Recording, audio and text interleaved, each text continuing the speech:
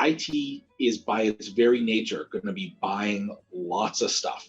As an IT leader, as you need to ask for more money, you need to show the business that you're spending it wisely, that you're spending it thoughtfully, that you're not just, yeah, my buddy happens to own a software company and it made sense for us, so I pulled the trigger.